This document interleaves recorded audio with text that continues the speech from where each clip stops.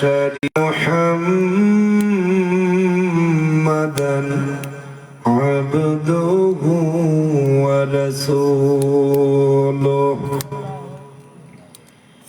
الذي أرسله بالحق بشيرا ونذيرا وداعيا إلى الله بإذنه وسراجا وقمرا منيرا أما بعد فأعوذ بالله من الشيطان الرجيم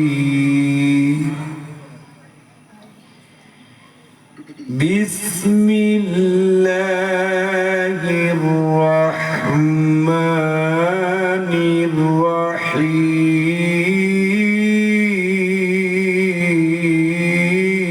الرحيم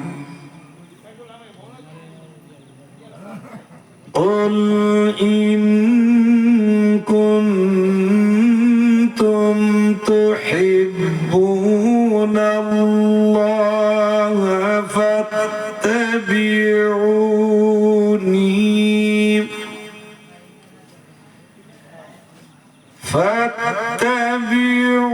فاتبعوني يحببكم الله ويغفر لكم ذنوبكم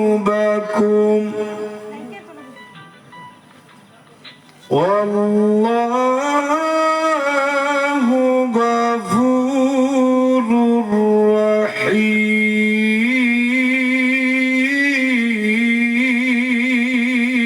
رحيم صدق الله العظيم عن أبي هريرة رضي الله تعالى عنه أن رسول الله صلى الله عليه وسلم قال كل أمتي يدخلون الجنة إلا من أبى قالوا يا رسول الله ومن يأبى قال من أطاعني دخل الجنة ومن عصاني فقد أبى رواه البخاري وقال الله تعالى في شان حبيبه ومحبوبه ومعشوقه آمرا ومخبرا إن الله وملائكته يصلون على النبي يا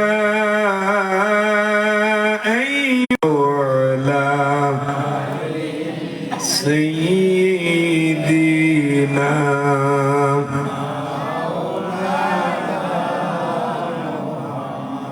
জিনবীকে স্বপ্নে দেখলে দুজক হারাম হয়ে سيدنا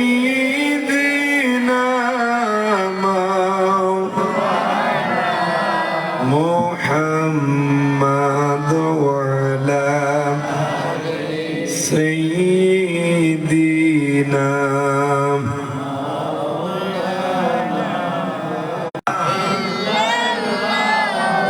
لا إله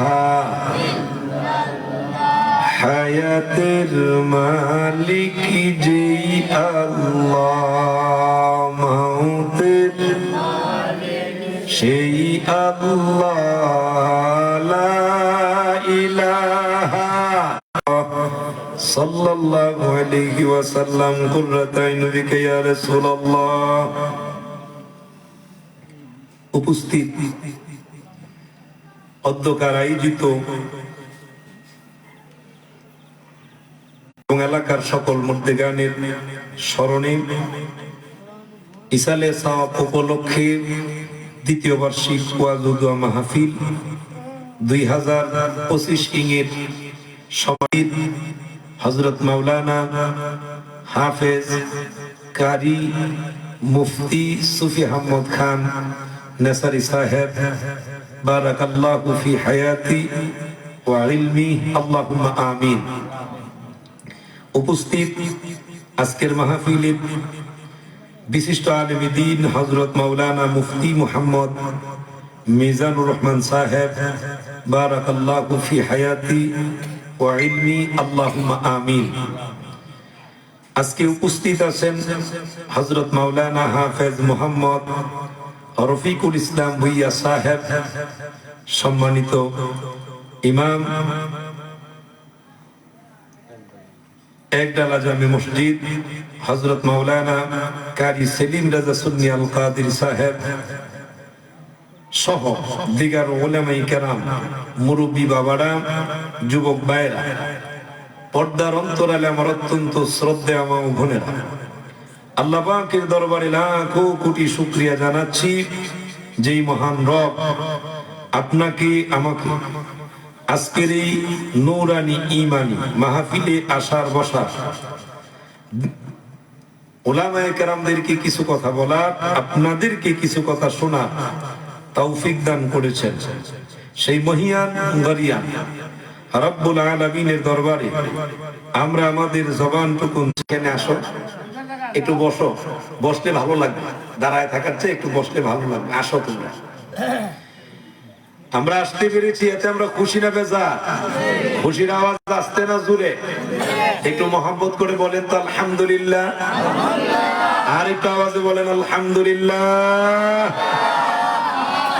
সূরা আল ইমরানের 31 নং আয়াতের ভিতরে বলেন, বন্ধুগো, হাবিব, দোস্ত আমার, আমি আল্লাহকে তোমরা যদি ভালোবাসতে চাও, অর্থাৎ যারা ভালোবাসতে চায় তাদেরকে আপনি জানায় দেন, তোমরা যদি আল্লাহকে ভালোবাসার দাবিদার হও, আল্লাহকে ভালোবাসো এই কথা যদি তোমরা বলে থাকো, আমি রাসূল আল্লাহর নবী আমার অনুসরণ তোমরা করো, আমি নবীর অনুসরণ যদি তোমরা করো, আল্লাহ বলেন হাবিব দোস্ত আপনি জানায় দেন, আমি আল্লাহ পাক রব্বুল আলামিন আপনার অনুসরণ করলে আমি স্বয়ং আল্লাহ তাদেরকে 2টা পুরস্কার দিব। একটু মহব্বতে বলুন সুবহানাল্লাহ। আর একটু আওয়াজে বলুন আল্লাহু আকবার। কয়টা পুরস্কার? 2টা পুরস্কার আল্লাহ পাক রব্বুল আলামিন নিজে দিবেন। এর ভিতরে 1 নাম্বার একটা পুরস্কার হইল গো, আল্লাহ পাক রব্বুল আলামিন বলেন, হাবিব দোস্ত বন্ধু আপনি জানা দেন, আপনার অনুসরণ যদি করে আমি আল্লাহ পাক রব্বুল আলামিন 1 নাম্বার পুরস্কারটা তাদেরকে দিব, আমি আল্লাহ স্বয়ং তোমাদেরকে ভালোবাসবো। রাসূলকে এমন ভাবে অনুসরণ করছেন যে অনুসরণের কারণে আল্লাহর নবীর সাহাবায়ে কেরামদেরকে আল্লাহ পাক রব্বুল আলামিন ওই রকম ভালোবাসেন, জান্নাতি মেহমান বানাই দিবেন। একটু জোরে বলুন সুবহানাল্লাহ। আর একটু আওয়াজে বলুন আমানাস সুবহান আলা বরং তোমরা নির্বুধ, তোমরাই ব্যাকল। আরে ব্যাকল হওয়ার কারণে, নির্বুধ হওয়ার কারণে তোমাদের কপালে ঈমান আছে নাই? তাহলে ঈমান আনতে হবে কার মতো? নবীর সাহাবায়ে কেরামের মতো। নবীর সাহাবায়ে কেরামের মতো যদি রাসূলকে ভালোবাসা যায়, এই লোকের কোনো ভয় নাই, এই লোকের কোনো টেনশন নাই। একটু জোরে বলেন সুবহানাল্লাহ। আর একটু আওয়াজ দিয়ে বলেন আল্লাহু আকবার। আমরা নবীর সাহাবায়ে কেরামের মতো ভালোবাসতে চাই কি চাই না? আরে নবীর ভালোবাসার নাম ঈমান। নবীর ভালোবাসার নাম, যে হাদিস পাঠ করছি, হাদিস আল্লাহ রাসূল বলেছেন আমার সব উম্মত জান্নাতে যাবে, তবে যারা আবা এরা যাবে না। সাহাবায়ে কেরাম প্রশ্ন করছেন, ইয়া রাসূলুল্লাহ, আবা কারা? আল্লাহ রসুল বলছেন যারা আমি রসুলকে মানে, আমি রসুলকে অনুসরণ করে, এরাই আল্লাহর তৈরি জান্নাতে যাবে। আর যারা আমি রসুলের অনুসরণ করে না, আমি রসুলকে মানে না, তারা আল্লাহর তৈরি জান্নাতে যাবে। এরাই আবার আমরা নবীরে মানতে চাই কি চাই না? কিভাবে চাই? নবীর সাহাবায়ে কেরাম যেভাবে মানছেন এই হিসাবে আমরা আল্লাহর রাসূলকে মানতে চাই। একটু জোরে বলেন সুবহানাল্লাহ, আর একটু জোরে বলেন আল্লাহু আকবার। এ বাবারা, বন্ধুরা, অন্তরের কান লাগান, একটু মনোযোগী হয়ে যান। আল্লাহর নবী রাহমাতুল লিল আলামিনের একজন সাহাবী ঈমান গ্রহণ করার পূর্বে যার নাম ছিল আব্দুল উজ্জা, ঈমান গ্রহণ করলেন যার নাম আল্লাহর নবী রাহমাতুল লিল আলামিন দয়ার নবীজি তার নাম রেখে দিলেন আব্দুল্লাহ। এ আমার বাবারা, বন্ধুরা গো, আল্লাহর কাছে দুটি নাম বড় মহব্বতের নাম। ও আমার বাবারা, বন্ধুরা আমার, এই দুইটা নামের একটি নাম হলো আব্দুল্লাহ, আরেকটি নাম হলো আব্দুর রহমান। এ আমার বাবারা, বন্ধুরা আমার, এই জন্য আল্লাহর নবী রাহমাতুল লিল আলামিন তার নাম রেখে দিলেন আব্দুল্লাহ। উনি আসলেন, ঈমান গ্রহণ করলেন, রাসূলুল্লাহর কাছ থেকে চলে গেল বাড়িতে। ও আমার বাবারা, বন্ধুরা আমার, বাড়িতে যখন চলে যায় রে, চাচার কাছে লালিত পালিত, ওনার আব্বা নাই, ওনার আম্মাকেও এই বাড়ি থেকে বিদায় দেওয়া হলো। চাচার কাছে যখন লালিত পালিত হয়, ওই চাচার কাছে থাকা অবস্থায় হঠাৎ একদিন চাচারে ডাক দেয়া বলেন, চাচা গো, আমি একটু জানতে চাই আপনার কাছে, বলুন দেখি আব্দুল্লাহর ছেলে মুহাম্মদ, উনার সম্পর্কে আপনার অভিমত কি? চাচা সুন্দর জবাব দিয়ে বলেন, ভাতিজা রে, আব্দুল্লাহর ছেলে মুহাম্মদ উনি খুব ভালো মানুষ, এমন একজন মানুষ, উনি আমানতদারিত্ব, উনার কাছে আমানতদারিত্ব আছে, উনি সত্য কথা বলেন, মিথ্যা কথা কখনো বলেন না। সবগুলো প্রশংসা যখন করা হলো, আমার মুসলমান বাবারা, ওই মুহূর্তে বাতিজা মনে মনে খুশি হয়ে যায়, আর মনে মনে ভাবেন রে, আমার চাচাও মনে হয় উনার কাছে কালিমার দাওয়াত দিলে গ্রহণ করবেন, আল্লাহর রাসূলকে মনে হয় ভালোবাসেন। এই জন্য বাতিজার সাথে সাথে ডাক দিয়ে বললেন, চাচা, এত প্রশংসা যেহেতু আপনি করেছেন, এতে মনে হয় গো, আপনার কাছে যদি এখন কালিমার দাওয়াত দেওয়া হয়, আপনি মনে হয় কালিমা গ্রহণ করবেন। এমনি চাচার কাছে ডাক দিয়ে বলেন, চাচা, আমি বহু আগে ঈমান গ্রহণ করেছি, এখন আপনার কাছেও কালিমার দাওয়াত দেই, চলুন আল্লাহর রাসূলের কদম মুবারকে গিয়ে কালিমা গ্রহণ করে ঈমানদার হয়ে যান, মুমিন হয়ে যান। যেই মাত্র কালিমার দাওয়াত দিয়েছেন, ঠিক ওই সময় আমার বাবারা, বন্ধুরা, চাচার চেহারা দেখা যায় কেমন রূপ পরিবর্তন করে দিলেন। এখন চাচা ডাক দিয়ে বলেন, ও আমার ভাতিজা আব্দুল উজ্জা, তুমি বুঝি কাম করেছো, তুমি বুঝি ঈমান গ্রহণ করেছো, আমার বাপ চাচার ধর্মের মধ্যে মনে হয় তুমি চুনকালি দিয়েছো।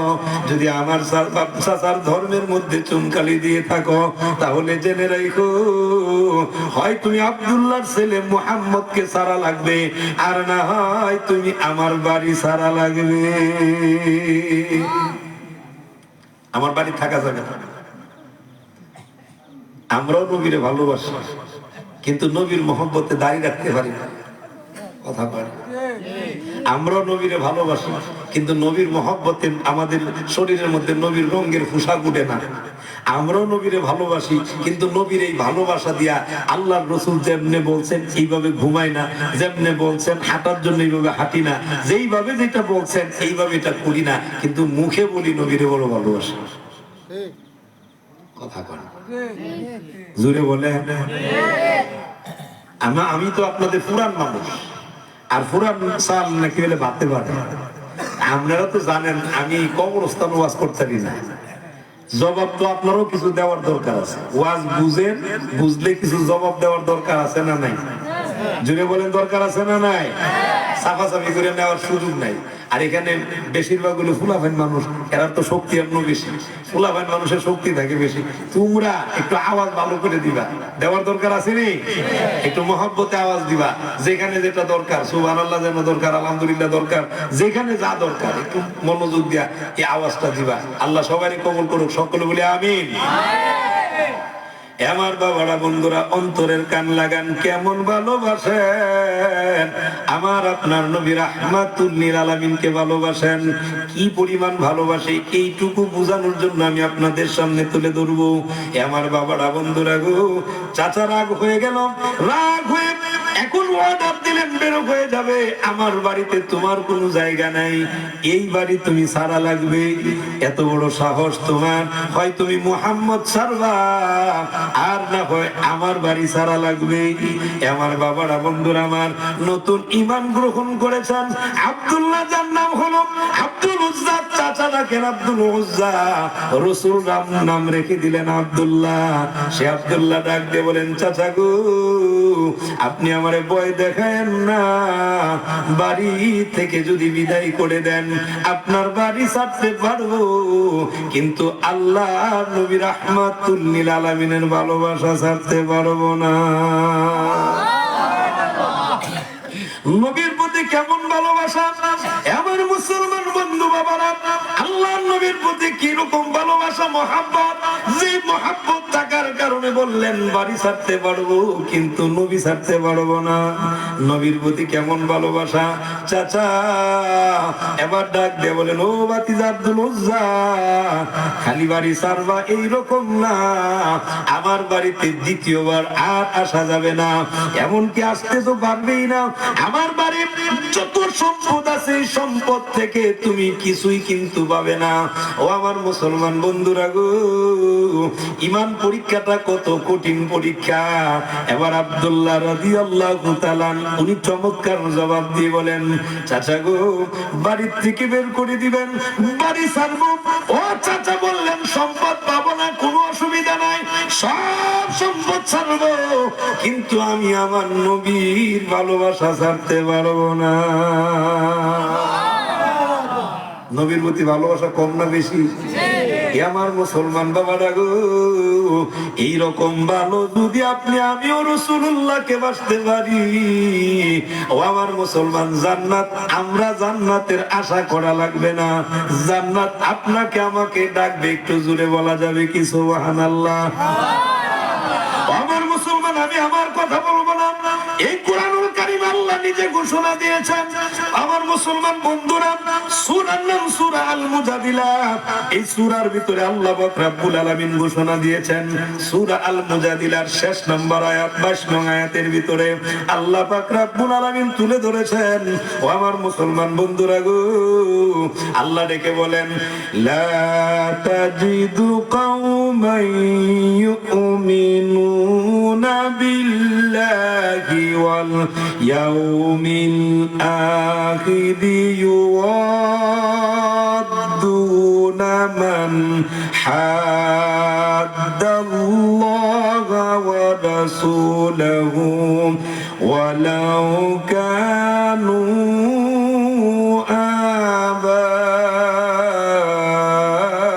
আবাআহুম আও আবনাআহুম আও ইখওয়ানাহুম আও আশীরাতাহুম। একটু আওয়াজ দিয়ে বলুন আল্লাহু আকবার। আর একটু জোরে বলেন আল্লাহু আকবার। আমার মুসলমান, লক্ষ্য করেন আল্লাহ কি বলেন। ও পৃথিবীর ইমানদার মুমিন মুসলমান যারা, যাদের ভিতরে ঈমান আছে, আল্লাহর প্রতি ভালোবাসা আছে, আল্লাহর রাসূলের প্রতি ভালোবাসা আছে, আল্লাহ এবং আল্লাহর রাসূলকে যারা ভালোবাসে, পরকালকে যারা, পরকালের ভয় যাদের কলিজার ভিতরে আছে, আমার মুসলমান বন্ধুরা গো, এই ইমানদারের কাছে যদি কোনো মানুষ আল্লাহ আল্লাহর রাসূলের বিরুদ্ধে চলে যায়, আল্লাহ এবং আল্লাহর রাসূলের বিরুদ্ধে, লোকটার বিরুদ্ধে ইমানদার দাঁড়ায় যাবে। যদি ওই লোকটা তার বাবা হয়, কি হয় বুঝেন নাই মনে? আপনি ইমানদার, আপনার বাবা বেঈমান, আপনার বাবা বেঈমান হইলে আপনি ইমানদার, ইমানদার হিসাবে আপনি আপনার বাবার বিরুদ্ধে যাইতে দ্বিধা বোধ করবেন না। কেন? আপনার কলিজায় ঈমান আছে, রাসূলুল্লাহর ভালোবাসা আছে। কথা আমার না আল্লাহ, আমার না আল্লাহ।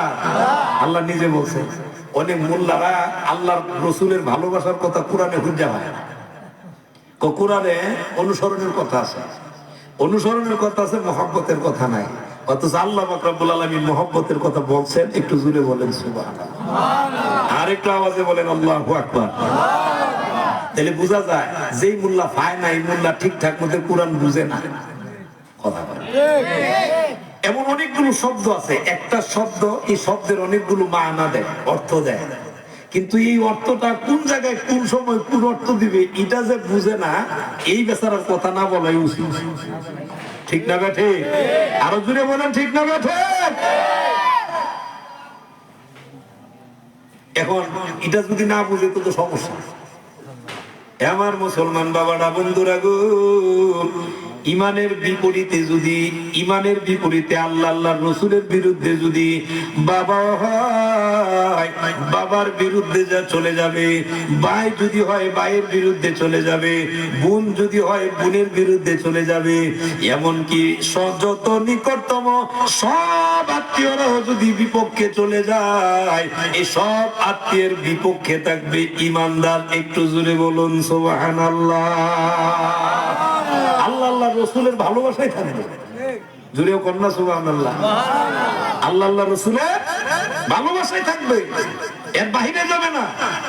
এখন আল্লাহ পুরস্কারের কথা বলেন, কি কি পুরস্কার দিবেন যদি এইরকম ইমানদার হওয়া যায়। আল্লাহ এবং আল্লাহ রাসূলের মহব্বত নিয়ে যদি কলিজায় যদি লালন করা যায়, এদের কিছু পুরস্কারের দরকার আছে না নাই? জোরে বলেন, দরকার আছে না নাই? আল্লাহ পুরস্কারের কথা বলেন, উলাইকা কাতাবা ফি কুলুবিহিমুল ঈমানা ওয়া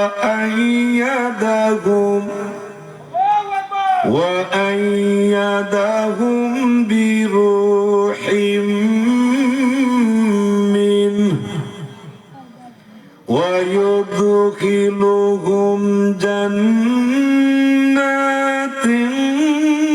তাজরি মিন তাহতিহাল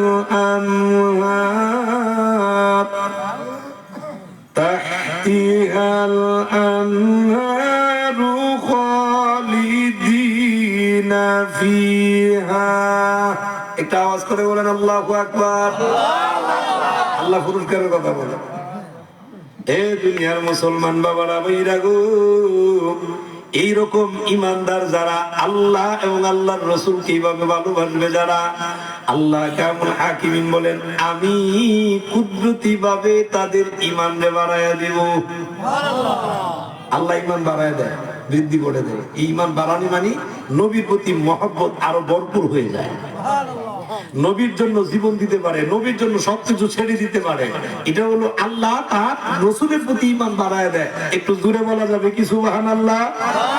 আর একটু জোরে বলেন আল্লাহু আকবার। শুধু এটুকু নয়, আমার মুসলমান ইমানদার মুমিন মুসলমানেরা, শুধু কিন্তু এইটুকুই কিন্তু শেষ করেন নাই। আল্লাহ পাক রব্বুল আলামিন আরো বলেন, আমি কুদরতি পাওয়ার দিয়া তাদেরকে সাহায্য করি। এরপরে আল্লাহ বলেন, আমি তাদের জন্য জান্নাত রেখে দিলাম। ওই যে জান্নাত, ইমানদারেরা জান্নাত চাওয়া লাগতো না। রাসূলকে যদি ভালোবাসতে পারেন, ভালো যেইভাবে বাসার দরকার যদি বাসতে পারেন, আল্লাহ পাক রব্বুল আলামিন বলেন, আমি নিজে তাদেরকে জান্নাত দিব। জোরে কোন সুবহানাল্লাহ। জান্নাত চাওয়া লাগবে না, জান্নাতে আপনারা আহ্বান করবে। সুবহানাল্লাহ জোরে বলেন। এই জান্নাতের দরকার আছে না নাই? ওই জান্নাত পাইতে গেলে আল্লাহ রাসূলের ভালোবাসা দরকার। ঠিক না বেঠে? আমার মুসলমান বাবারা, বন্ধুরা গো, এরপরে আল্লাহ কামুল হাকিমিন আরো বলছেন, তাদের উপরে আল্লাহ নিজে খুশি, তারাও আল্লাহর উপরে রাজি আর খুশি। একটু জোরে বলেন সুবহানাল্লাহ। আমার মুসলমান বন্ধু আব্দুল্লাহ রাদিয়াল্লাহু তাআলা, উনিও এমন ইমানদার যে ইমানের কারণে ওই ইমান যখন গ্রহণ করলেন, চাচা চাচা ডাক দিয়ে বললেন, ভাতিজা বাড়ি ছাড়া লাগবে, এই বাড়িতে আর দ্বিতীয়বার জায়গা হবে না। ও চাচা কোনো অসুবিধা নাই, সব সম্পদ থেকে তুমি কিন্তু লাশরিক হয়ে যাবে, কোনো কিছু তুমি পাবে না। ভাতিজা ডাক দিয়ে বলেন, চাচা গো কিছু দেন আর না দেন, তারপরেও আমি আমার নবী ছাড়তে পারবো না। বিদায় হয়ে যাবে।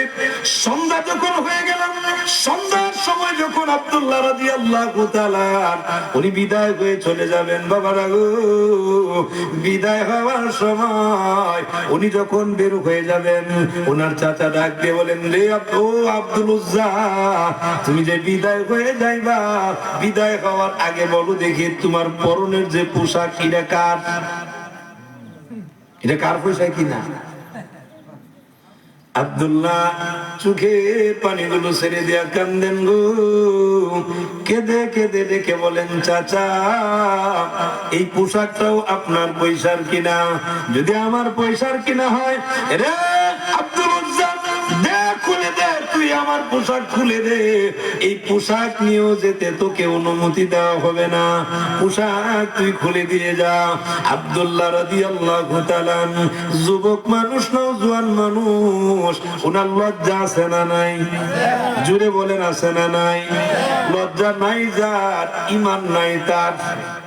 ঈমান নাই তার, এমন লজ্জাশীল, লজ্জা থাকার কারণে আমার মুসলমান বন্ধু সন্ধ্যা এই জন্য কিন্তু আব্দুল উজ্জা আল্লাহ উনি হয়ে গেলেন আব্দুল্লাহ, আল্লাহরে ভালোবাসেন, নবীরে ভালোবাসেন, আর আমার আপনার নবীর ভালোবাসা নিয়া নবীর মহব্বতের কারণে সব ছাড়তে পারে।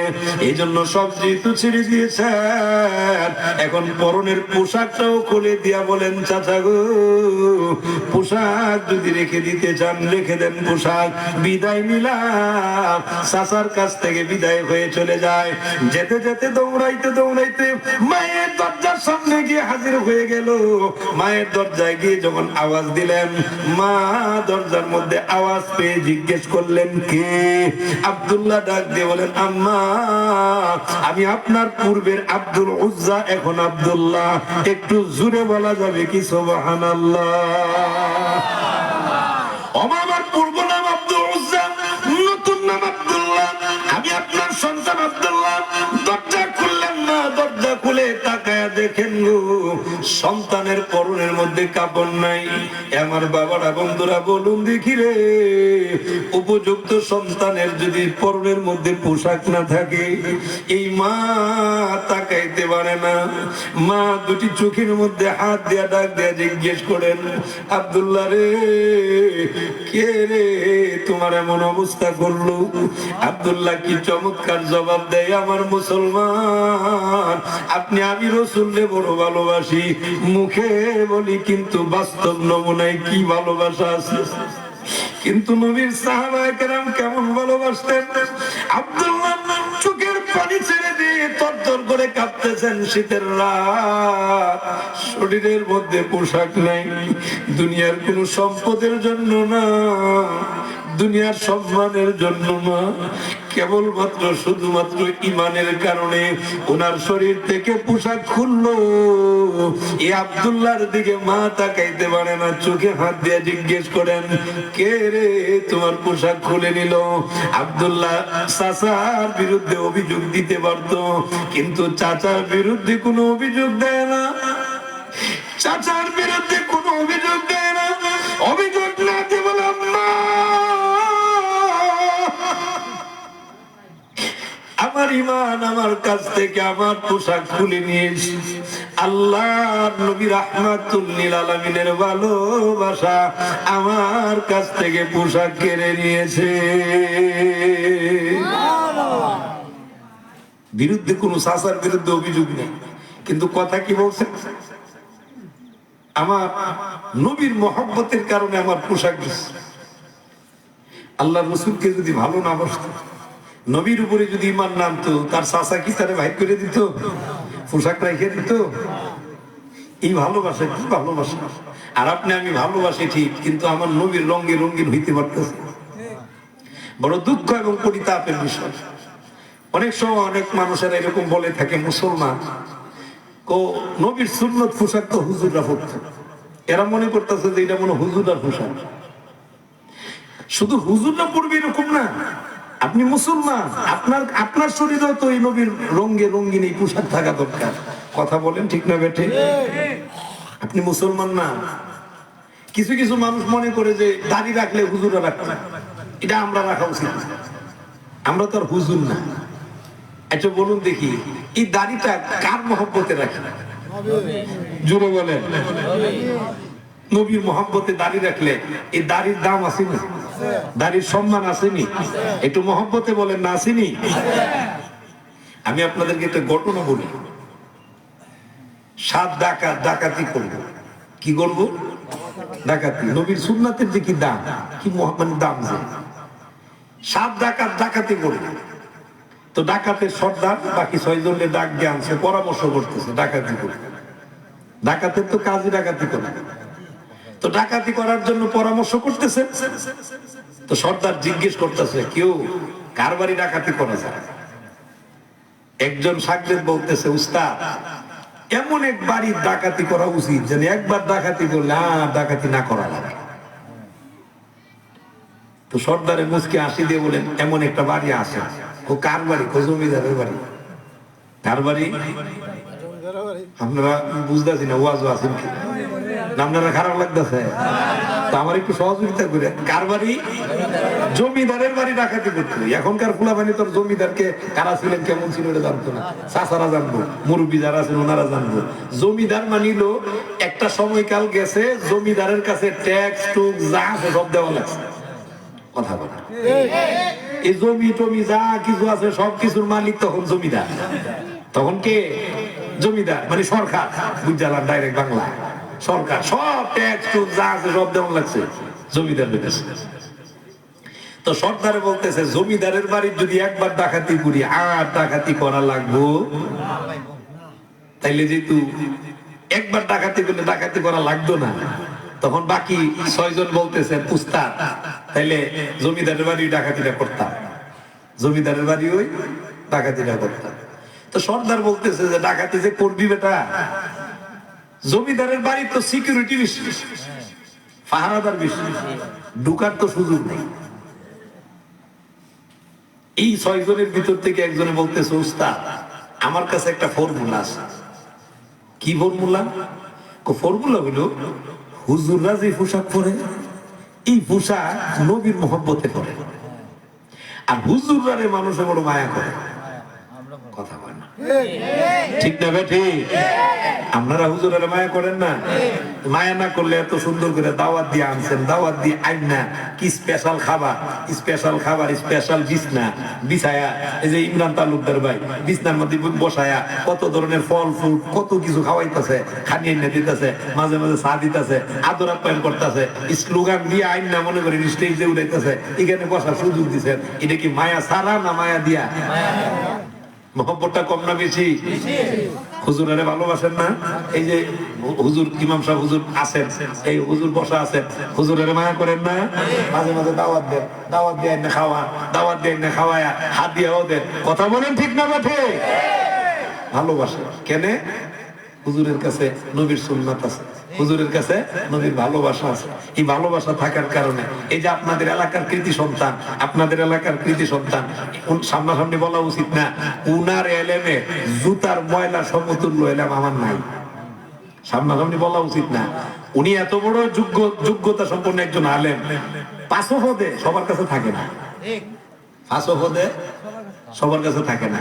কিন্তু বড় দুঃখ লাগে জানেন, একটা প্রবাদে কথা আছে, বাড়ির গরু রে গাড়ের ঘাস খাওয়া না। ঠিক না? প্রবাদে ভুল কয়, বাড়ির গরু গেলে গাড়ের ঘাস খানা, খানা কইেন না, খাওয়া না। কেড়ে খাওয়া না জানেননি? এবার যারা মনে মনে চিন্তা করে দূরেরটা খাওয়াবো, যদি জ্বর বৃষ্টি আসে এই দিন তোর গরু বাইরে নিতে পারতাম না, এই দিন কাছেরটা খাওয়াবো। বিপদের বেলা নিজের লোক, বিপদের বেলা নিজের লোক, কিন্তু বিপদ ছাড়া হইলে অন্য লোক। কথা বল ঠিক না বেটে? আমি কিশোরগঞ্জের বেটা, আমারে দাওয়াত দিয়া বেশি হাতিয়া দিলে আইব, কিন্তু সুফি সাহেবরে বেশি হাতিয়া লাগতো না, দাওয়াত দিলে তো উড়ে আইব, দাওয়াত না দিলেও সংবাদ পাইলে আইব। কথা বলে ঠিক না বেটে? এটা তার দায়িত্ব। কিন্তু এলাকার মানুষগুলোর আমরা মূল্যায়ন করি না, অনেক ক্ষেত্রে মূল্যায়ন করি না। কথা বলেন ঠিক না বাটে? দাম দেওয়া উচিত কিনা? দাম দিয়ে মূল্যায়ন করেন, ইমাম সাহেবদেরকে মূল্যায়ন করেন, দাম দিয়ে। ইমাম সাহেবদের সাথে লাল চোখ করে কথা কইেন না, ধমক দিয়েন না। ইমাম সাহেবরে সম্মান দিবেন। আপনি সম্মান দিলে আল্লাহ আপনারে সম্মানী বানাইবেন, ঠিক না বেঠে? কিন্তু আপনি দেওয়া লাগবে।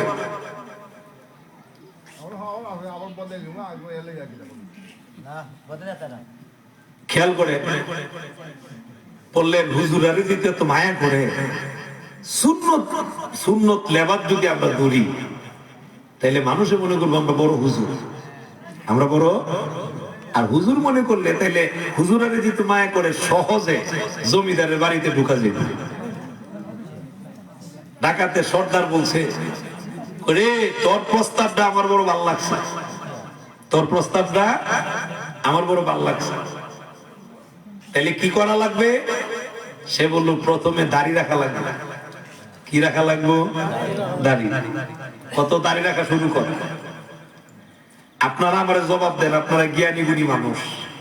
এই ডাকাতেরা যে দাড়ি রাখা শুরু করছে, এটা কি নবীর মহব্বতে না ডাকাতির সুবিধার্থে? ডাকাতের সুবিধার্থে। ডাকাতিটা করতে পারবো এই জন্যই লেবাল ধরতেছে।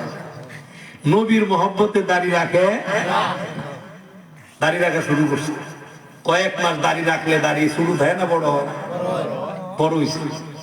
দাড়ি যখন বড় হয়েছে এখন বলতেছে বাকি কাম কি করা লাগবে? পোশাক কিনুন লাগবে। বাজার থেকে গিয়ে সেরা সুন্দর সেকাব্বর পোশাক আনছে, ফাঁকবি আনছে, টুপি আনছে, যা যা লাগে সাজতে গেলে যা যা লাগে লাগায়া, মনে করেন দাড়ি লম্বা ফাঁকবি টুপি লাগাইলে কি বলেন, যে কোনো একটা মানুষের দাড়ি লম্বা হইলে আর ফাঁকবিটাকে এরকম ঠিকঠাক মতো লাগাইলে যে কোনো মানুষ দেখলে মনে করো না জানি কত বড় আল্লাহ। কথা ঠিক না বেঠিক? এটারে উপর দা ফিটফাট, ভিতর দা সদরটা, ভিত্তি কি আছে না সেটা তো জানতো না, ঠিক না বেঠিক? আরো জোরে বলেন ঠিক না বেঠিক? এরাও পোশাক আশাক আনছে, আইনা ডাকাতির ভয় দিতেছে। এ বাবারা, বন্ধুরা, যুবকেরা গো, একটু অন্তরের কান লাগান। নবীর সুন্নাত পোশাক লাগাইছে, ডাকাতি বের হবেন। ডাকাতের সর্দার ডাক দিয়ে বলে, শোনো, বের যেহেতু হব, লোকেরা জিজ্ঞেস করবে বাড়ি কোথায়, সবাই এক বাক্যে জবাব দিবা ইল্লাল্লাহ।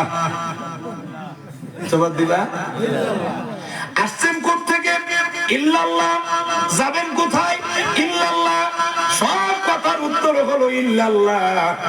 লোকেরা শুনলে মনে মনে ভাববো, মনে হয় আল্লাহর জিকির ছাড়া তারা মনে হয় কথাই বলে না।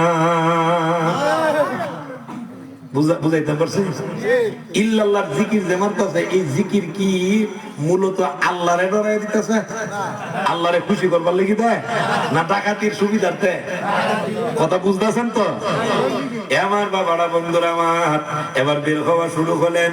রওনা দিয়ে যখন যেতে যেতে যেতে যেতে জমিদারের বাড়ির পার্শ্ববর্তী মসজিদের এরিয়া যখন চলে গেছে, ও আমার বাবারা, বন্ধুরা গো, ঠিক ওই মুহূর্তে ইমাম সাহেব আসরের আজান দিতেছেন।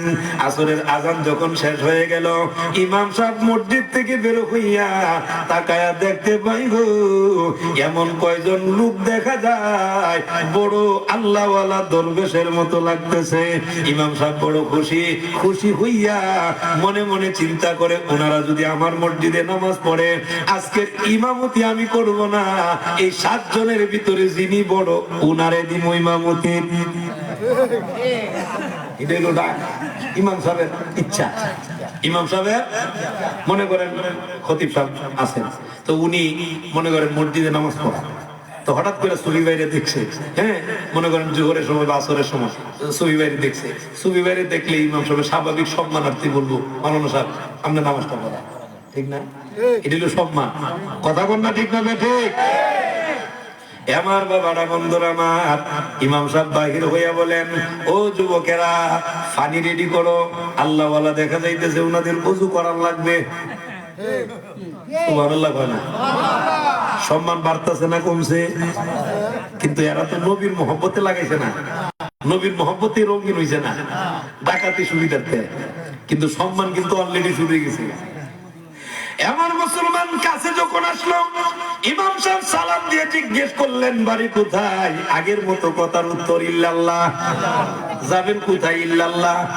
ইমাম সাহেব কয় বুঝেছি, বড় আল্লাহওয়ালা, আল্লাহর জিকির ছাড়া মনে হয় কোনো কথাই বলে না। মহা খুশি হয়ে গেলেন। আমার মুসলমান বন্ধু, যুবকদেরকে দিয়া পানি দিলেন, পানি দেওয়া ওযু করালেন। মসজিদের ভিতরে যখন ঢুকলো, নামাজে যাওয়ার আগে, ওয়াক্ত শুরু হওয়ার আগে 2-3 মিনিট আগে, এবার ইমাম সাহেব ওই 7 জনের মধ্যে জিজ্ঞেস করতেছেন, আপনাদের ভিতরে সবচেয়ে বড় কে? বাকি যে 6 জন আছেন সর্দার রে শাহাদাত আঙ্গুল দিয়ে দেখায় বলেন উনি উনি উনি। 6 জন যখন দেখালেন উনি, উনি হলেন ওনাদের মধ্যে বড়, উনি হলেন নেতা। যেই মাত্র বড় জনকে দেখায় দিল, আমার মুসলমান বন্ধুরা গো, এবার নেতার কাছে ইমাম সাহেব সুন্দর করে গিয়ে আস্তে করে পিঠে হাত দিয়ে বলেন, আপনি যেহেতু ওনাদের মধ্যে জ্ঞানী, এবার আজকের ইমামতিটা আসরের নামাজটা আপনি পড়াবেন। ডাকাইতের পায়জামা গরম না ঠান্ডা? ঠান্ডা না গরম? ইমন গরম হওয়া হয়েছে কারণ কোনদিনও নামাজ ইতিপূর্বে নামাজ করছে না, তবে নামাজ জানলে উঠতো। নামাজ করছে না, কয় রাকাত যে নামাজ পড়ার লাগে এটাই জানে না। রুকু কেমনে দেয়, সাজদা কেমনে দেয়, এটা জিন্দেগিতে দিছে না। সারা জীবন ডাকাতি করছে, ডাকাতের ট্রেনিং দিছে, তো বেচারা কিচ্ছুই জানে না, মাসলাও জানে না, তাইলে সে নামাজটা পড়াইবো কেমন? লাগছে না ডর? এবার ডাক দেখো, হুজুর আপনি ইমাম সাহেব, আপনি পড়ান, আমি পড়াইতে পারতাম না। বাকি 6 জন মনে মনে আল্লাহ বাঁচাইছে, নেতা আমি যে সর্দার হইছিলাম না। কারণ সর্দার হইলে বিপদ আসেননি, কারণ এরাও তো পারে না। ও সর্দার হইছি না, এই জন্য বাচ্চা গেছি, মনে মনে এরা কয়। আর ইমাম সাহেব নাসুর বান্দা, উনি ডাক দিয়ে বলেন, না, আপনার মতো এমন জ্ঞানী গুণী মানুষ রেখে আমি ইমামতির পোস্টে যেতে পারি না।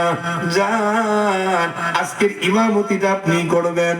আমার বাবারা, বন্ধুরা আমার, কোন ক্রমে যখন পারে না, এবার উনি যখন জোরাজুরি শুরু করে দিছে, সর্দারের ডাকাত তখন ইমামতির পোস্টে গেলেন।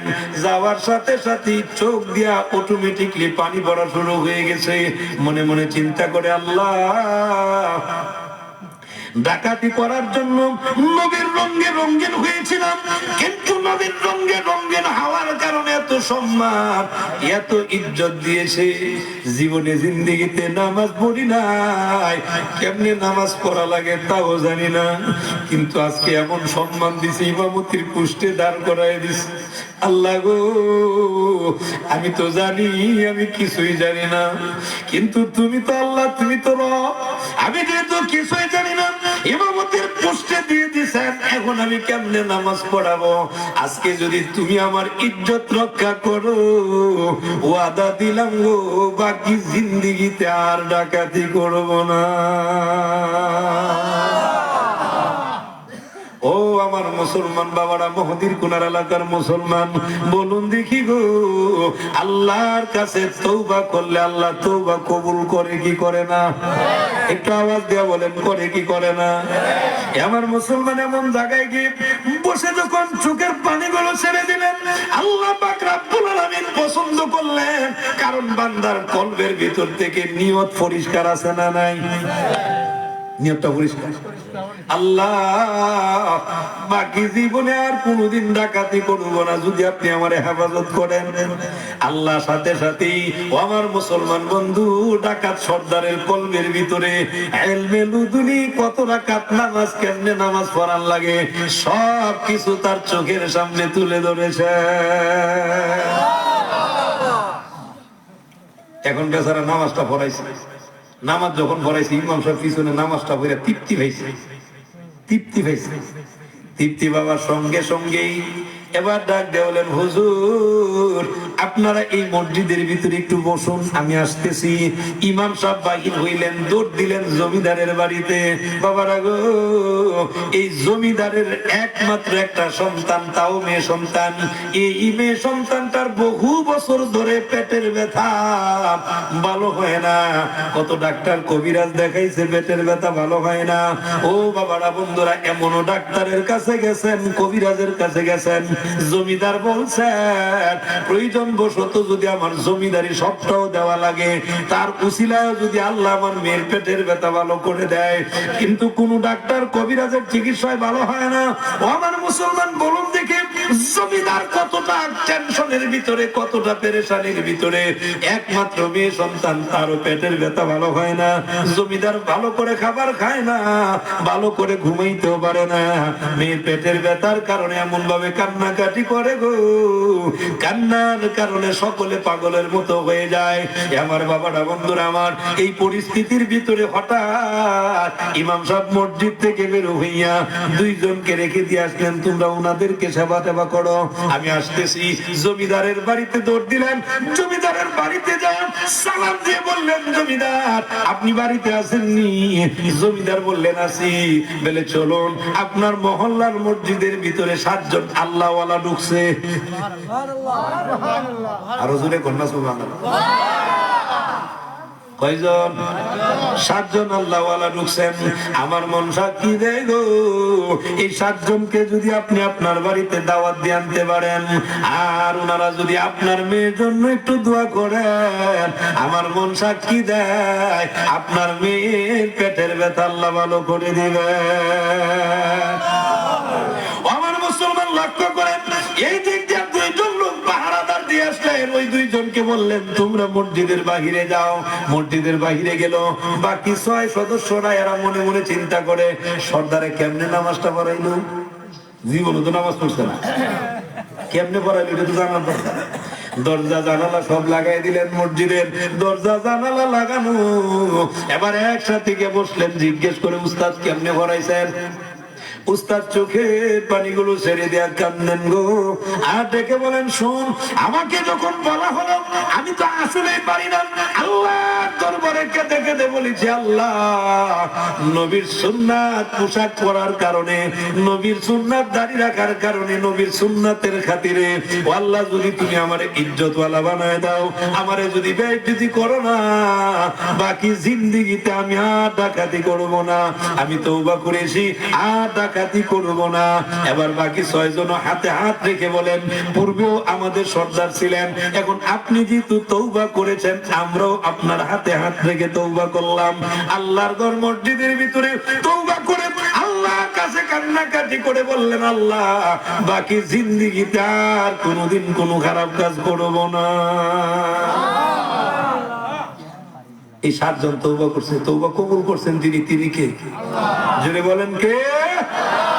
আমার মুসলমান বাবারা, তওবাতুন নাসুহা, যদি কেউ এইরকম নিয়ত করে তওবা করে, বাকি জীবনে আর কোনোদিন এই অন্যায় করবে না, নেক আমল বেশি বেশি যখন করে, আল্লাহ পাক রব্বুল আলামিন ওই গুনাহগুলোরে সওয়াব দ্বারা পরিবর্তন করে দেন।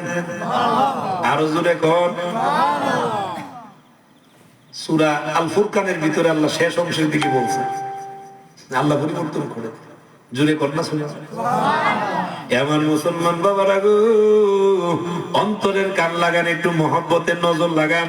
এরপরে এই 7 ডাকাত মসজিদের ভিতরে কান্নাকাটি করে। জমিদার ইমন জোরে দৌড় দিছে, কারণ পাগলের মতো তো, মেয়ের পেটের ব্যথা যেই কারণে যদি ভালো হয়, উনি খুশি না বেজা, দৌড় দিছে। মসজিদের সামনে আসলেন, এসে দেখে দরজা লাগানো, বাহির দিক থেকে সালাম দিলেন, মসজিদের ভিতর থেকে ঢাকার সর্দার সালামের জবাব দিলেন।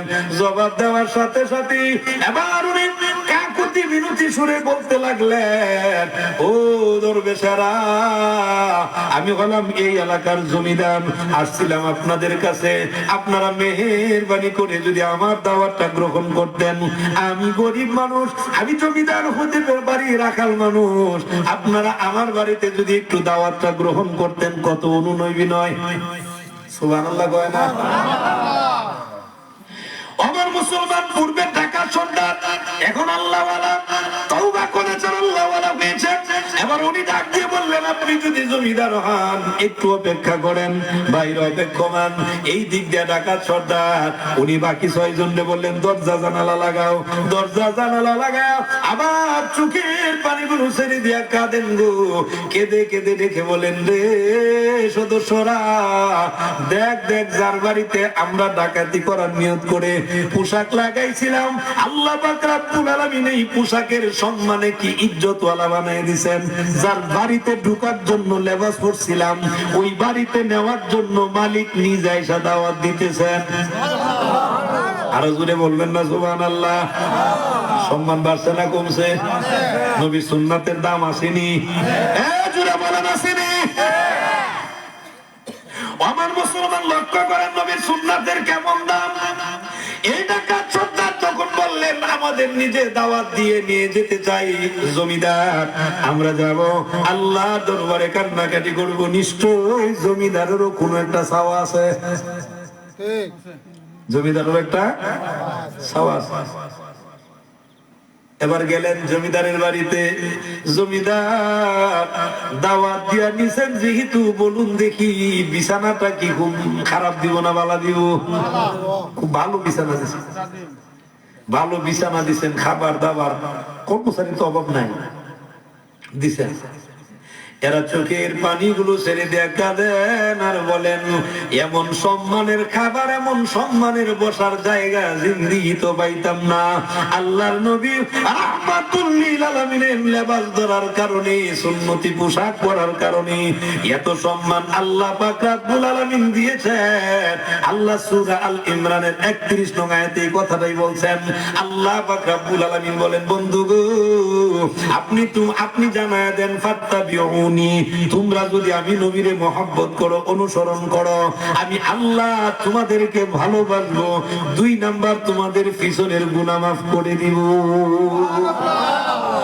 এরা তওবা করছে, নবী লেবাস ধরছে, নবীর অনুসরণ করছে, এখন তওবা করছে। এখন তওবা করলে তাদের গুনাহ আসেনি? নাই। সুবহানাল্লাহও কয় না আসেনি, গুনাহ আসেনি? গুনাহ নাই। গুনাহ যেহেতু নাই, তওবা করেছে। ও আমার বাবারা, বন্ধুরা আমার, কেউ যদি আল্লাহর হয় আল্লাহও তার হয়।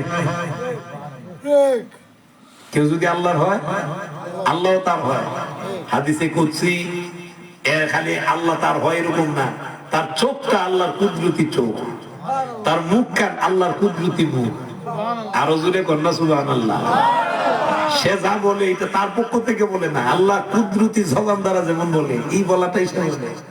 সুবহানাল্লাহ। আরো জোরে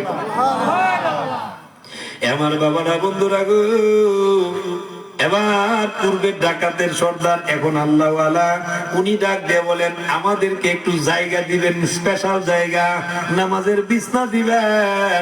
রুমের ভিতরে সুন্দর জায়গা দিলেন, বিছনা দিলেন, যা যা দরকার সব দিলেন।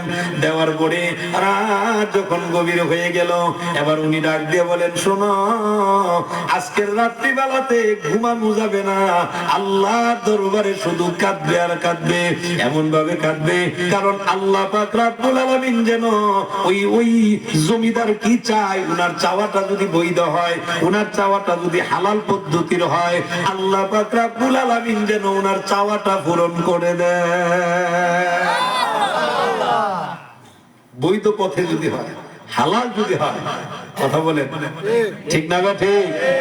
আমরা অনেকে চাওয়ার মধ্যে ভেজাল আছে, চাওয়ার মধ্যে ভেজাল আছে। আমাদের দেশের মেজরিটি পার্সেন্ট লোক মুরিদ হয় হিসাবের কাছে ধনী হইতো, মেজরিটি পার্সেন্ট মুরিদ হয়ে ধনী হইতো। আমি অবাস্তব বলি না, বাস্তবতা বলি। তরিকতের কোনো কাজ করে না, তরিকতের কাজ ছাড়া যদি আপনি মনে মনে ভাবেন যে আমি ফিরে নজর ভাববো, অসম্ভব। কথা কয় না ঠিক না? ঠিক বলে হুজুর কেমনে পীরের কাছে গিয়ে তো আব্বা দোয়া করেন আমার ছেলেটার লাগি লন্ডন যেত। ঠিক না? ঠিক। এটা কি চাইলো? দুনিয়া চাইছে না? কথা কন না কেরে? আব্বা দোয়া করেন আমার সন্তানটার জন্য ভালো একটা চাকরি যেন পায়। আব্বা দোয়া করেন আমার ছেলেরা বড় একটা ডাক্তার যেন হইতে পারে। আব্বা দোয়া করেন। তো তুমি তো যা চাইলা সব দুনিয়ার লেগে চাইলা, কিন্তু এই কথা কয় না আব্বা। ফিসাবটা আব্বা কয় না, অনেকে কয় না নি। অথবা হুজুর আপনি আমার সন্তানটার লাগি দোয়া করেন সে যেন 5 ওয়াক্ত নামাজি হয়, এটা কয় না। এটা কই না, লোকের সংখ্যা কম না বেশি? একবারে নগণ্য নাই। এটা হাজারে ভাইবেন কিনা দেখে, শতকরা না, হাজারে ভাইবেন কিনা বন্ধ আছে। কথা কন না, ঠিক না বেটে? আমার মুসলমান লক্ষ্য করেন, দোয়া শুরু হয়ে গেল, এখনো পর্যন্ত জমিদার কিন্তু বলে নাই। জমিদার এখনো পর্যন্ত বলে নাই। মেয়ের কান্না এমন জোরে জোরে কাঁদে গো, এই কান্নার আওয়াজটা তাদের কানের মধ্যে আয়সা পৌঁছায় যায়। এবার ওনারা বুঝতে পারলেন, মনে হয় কোন একজন মানুষ মনে হয় অসুস্থ অবস্থায় আছে। আল্লাহওয়ালা আল্লাহওয়ালা এরা আল্লাহর কাছে কাঁদেন, এমন ভাবে কাঁদেন রাত্র গভীর যখন হয়ে গেল, আল্লাহর কুদরতি পায় সেজদা দেয়, চোখের পানি দিয়া ও আমার মুসলমান বাবারা জমিনটা ভিজায় দেয়। আল্লাহর কাছে যখন কান্না শুরু হয়ে গেল, রাত কি রাত কান্নাকাটি করলাম, তাহাজ্জুদের সালাত আদায় করে যখন কাঁদেন গো, এমন ভাবে কাঁদলেন কান্নার কারণে আল্লাহ কামুল হাকিমিন ফজরের আগে আগে ওই মেয়ের পেটের ব্যথাটা আল্লাহ ভালো করে দিয়েছে। পেটের ব্যথা ভালো হয়েছে, মেয়ে দৌড়ে বাবার কাছে গেছে, আব্বা আমার পেটের ব্যথা ভালো হয়ে গেছে। কাদেরকে বাড়িতে জায়গা দিছেন? মনে হয় গো যাদেরকে বাড়িতে জায়গা দিছেন ওনারা দোয়া করছেন, এই দোয়ার কারণে আল্লাহ পেট ব্যথা ভালো করছেন। এবার ওই জমিদার মানুষ উনি ফজরের নামাজের পরে দৌড় দিলেন, দৌড় দিয়ে গিয়ে সালাম দিয়ে বলেন, হুজুর আমার নিয়ত ছিল আমার মেয়ে যার উসিলায় যাদের উসিলায় আল্লাহ ভালো করে দিবেন, আমার নিয়ত ছিল আমার জমিদারের পুরা জমিদারি চাইলে দিয়ে দিব, অর্ধেক চাইলে অর্ধেক দিব, 4 ভাগের 3 ভাগ চাইলে 3 ভাগ দিয়ে দিব। আপনারা কদ্দুর দরকার বলে সুবহানাল্লাহটা জুড়ে কয় না, আরে জুড়ে কন না সুবহানাল্লাহ। আমার মুসলমান লক্ষ্য করেন, অন্তরের কান লাগান। এমন অনেক মানুষ আছে, এমন অনেক আলেম উলামা আছে যে আলেম গরীব কিন্তু কোন মানুষের কাছে হাত পাতে না, এমন আলেম আছে না নাই? ইমানের উপরে মজবুত, গরের ভিতরে অভাব অনটন কারো কাছে প্রকাশ করে না, কাঁদে যার কাছে, তিনি কে? আমার বাবারা এমন আলেম কাঁদেন আল্লাহর কাছে, আল্লাহর কাছে বলেন, আল্লাহ আপনি প্রকাশ করে দিয়েন না, আল্লাহ আপনি আমারে হেফাজত করেন, ধৈর্য ধরা তৌফিক দিয়েন। ও আমার বাবারা দেখবেন হঠাৎ কোন একজন লন্ডনী মানুষ এই ইমাম সাহেবকে খুঁজে, লন্ডনী মানুষ খুঁজে, কেমনে খুঁজে? ওই লন্ডনী মানুষের কলবের ভিতরে আল্লাহ পাক রব্বুল আলামিন ওই হুজুরের ভালোবাসা ঢুকায়া দিছে। উনি আইসা তালাশ করেন কোথায় হুজুরের সাথে মুলাকাত করে, হুজুর আমি আপনার বাড়িতে আসলাম, আপনার ঘরটা ভালো নাই, আমার মন চাইছে আমি আপনার ঘরটা বানাই দিতাম। এমন আসেনি? এমন ইমাম সাহেবরে বাড়ি দেয়, গাড়ি দেয়। আবার দেখা যায় এমন লোক আছে ওই লন্ডন থেকে বলে, হুজুর আপনার পাসপোর্টটা করেন, টাকা পয়সা দিতেছি। কথা বলে, আরে কতজন নিছে? লন্ডন নিছে। এই ধৈর্য এই অবস্থায় থাকবে, সহযোগিতা করেন যিনি, বলুন তিনি কে? আর সব পদের মালিক না, আপনার যা কিছু আছে সবকিছুর মালিক কিন্তু আল্লাহ, ঠিক না? ঠিক। আল্লাহ তো দিয়া দন দেখে মন, কাইরা নিতে সময় লাগে, দিয়া দন দেখে মন, কাইরা নিতে কতক্ষণ? সকাল বেলার দনি রে তুই ফকির সন্ধ্যা বেলা, ঠিক না ঠিক? আমার বাবারা বন্ধুরা এবার বলেন, চান আপনারা যা চাইবেন তাই দেওয়া হবে। আপনারা যদি পুরা জমিদারি চান আমি দিয়ে দিব, আমার মেয়ের আল্লাহ ভালো করছে। এরা 7 জন চোখের পানি ছেড়ে দিয়ে কাঁদেন আর বলেন, না দুনিয়ার মধ্যে লাথি মারছে, এই দুনিয়ার দরকার নেই। জোরে গন্ধ বানাল্লাহ, এই দুনিয়ার দরকার, এরা চাইলেই দিব, এরা চাইলেই দিব। আমার বাবারা বন্ধুরা অন্তরের কান লাগান। আল্লাহ নবী রাহমাতুল লিল আলামিন, দয়ার নবী, মায়ার নবী, নবীর কাছে আসছে, জিবরাইল এসে কইতেছে আপনি যদি বলেন উহুদ পাহাড়টা স্বর্ণ হইতো হয়ে যাবে, দরকার নেই কোন সুবহানাল্লাহ কয় না। রাসূলরে বলতেছেন আপনি চাননি, চাইলে দিবে। আমার মুসলমান এই জন্য খাতুনে জান্নাত ফাতিমা তাজ-জাহরা রাদিয়াল্লাহু তাআলা আনহা কষ্ট করছে। এই কষ্টের ভিতরে আল্লাহর নবী বলছেন ফাতিমা গো দুনিয়া চাও না পরকাল চাও? যদি পরকাল চাও ও মা দুনিয়ার মধ্যে একটু কষ্ট করা লাগবে, সুবহানাল্লাহ, কষ্ট করা লাগবে। ও ফাতিমা নামাজের বিছনার কোনা ধরে টান দাও, বিসমিল্লাহ বলে যখন নামাজের বিছনা টান দিছে, কোনা টান দেওয়ার পরে দেখে গলিত স্বর্ণ রূপা ওই জায়গার মধ্যে হীরা জহরত। ও ফাতিমা নিতে চাও কিনা দেখো, যদি নিতে চাও দুনিয়ার যতটুকু প্রয়োজন নিতে পারো। ফাতিমা সাথে সাথে বললেন আব্বা আমি দুনিয়া চাই না, দুনিয়া চাই না, আমার পরকাল দরকার। একটু জোরে বলা যাবে কি সুবহানাল্লাহ? চাইছে না তো। কোন এক যুদ্ধের ময়দান থেকে একজন বাদী খাতুনে জান্নাত ফাতিমা সংবাদ দিলেন হাতগুলো ঠসা পড়ে গেছে, হাতগুলো ঠসা পড়ে গেছে, গম পিষতে পিষতে সহ্য করতে পারি না।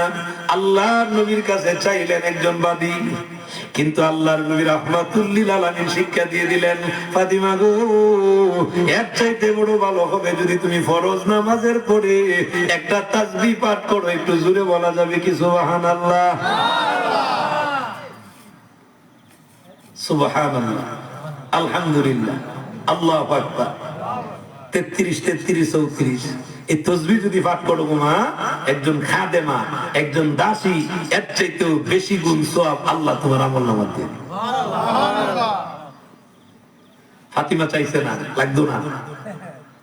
আরে দুনিয়া দুনিয়া দুনিয়া করতে করতে কত মানুষ কবরে চলে গেছে, কথা কয় না, ঠিক না বেঠে? আপনি দুনিয়া চাইেন না, আল্লাহ দুনিয়া আপনার পিছে লাগাই দিবেন, ঠিক না? আপনি দেখেন না, আপনি চাইেন না, কিন্তু আল্লাহ দিবে তো। আপনি সেই জিনিসটাকে ভালো কাজে লাগান, দেখবেন কাজে লাগবে, ঠিক না বেঠে? আরো জোরে বলেন ঠিক না বেঠে? আমার বাবারা কথাটা শুধু এখন শেষ বেলায় অনেক রাত হয়ে গেছে, বেশি রাত করতাম না, এবার রাত হয়ে গেছে বাবারা। এরা তখন বললেন জমিদার কিচ্ছু লাগবে না, দোয়া কইরেন দেখা হবে। সুবহানাল্লাহ, রাজুরে কম দেখা হবে কোথায়? হাসরের ময়দানে। বিদায় নিলাম, বিদায় নিয়ে চলে গেছে। এখন ওনারা এমন আল্লাহওয়ালা হয়েছেন, এখন দুনিয়ার পিছনে দৌড়ায় না, এখন আল্লাহর পিছনে দৌড়ানো শুরু করছেন।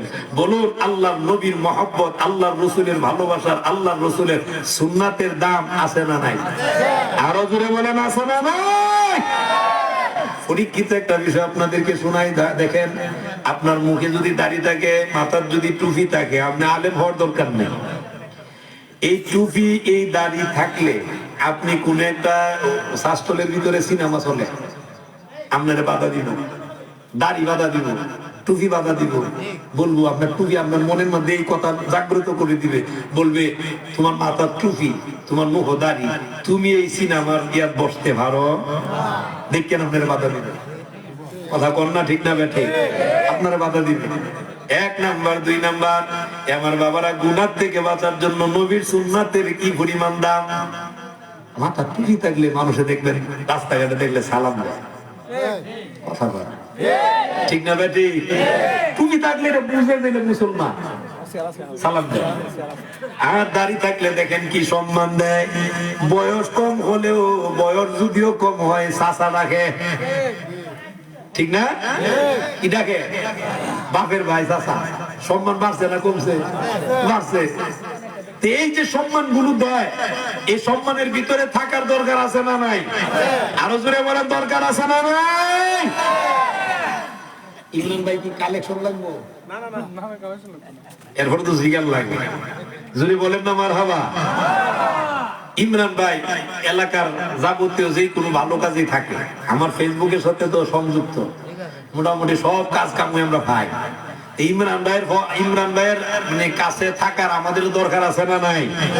আমরাও ওনার জন্য সর্ব অবস্থায় ওনার পাশে থাকতাম, চাই কি চাই না? আল্লাহ কবুল করুক, সবাই বলে আমিন।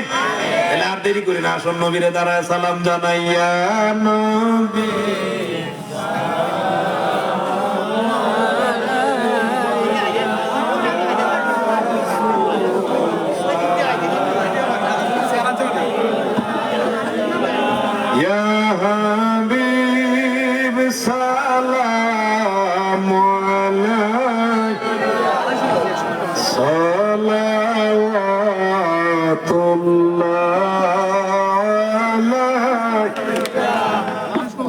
নবী গো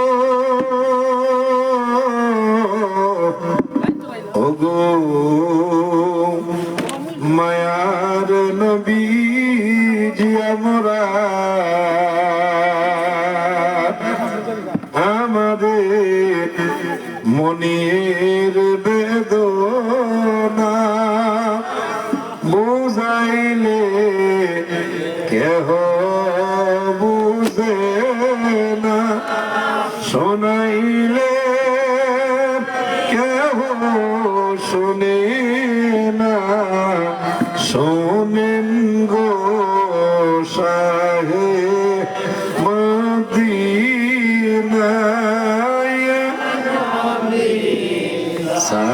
সালামু আলাইকা ইয়া রাসূল সালাম ইয়া হাবিব সালাম আলাইকা সালাওয়াতুল্লাহ নবীজি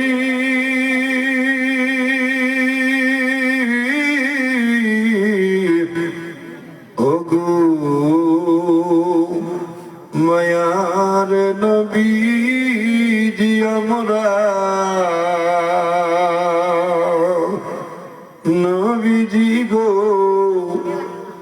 আমরা কি আপনাই দেখব না, দেখা দিলে কেন গো দেন না, স্বপনে দেখা দেন আসিয়া ইয়া নবী সালামু আলাইকা ইয়া রাসূল সালামু আলাইকা ইয়া হাবিব সালাম আলাইকা সালাওয়াতুল্লাহ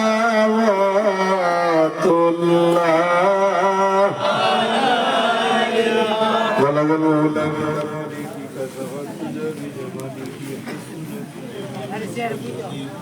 صلوا عليه وعليه أستغفر الله ربي من كل ذنب وأتوب إليه لا حول ولا قوة إلا بالله العلي العظيم توبوا إلى الله توبة نصوحا أستغفر الله إن الله غفور رحيم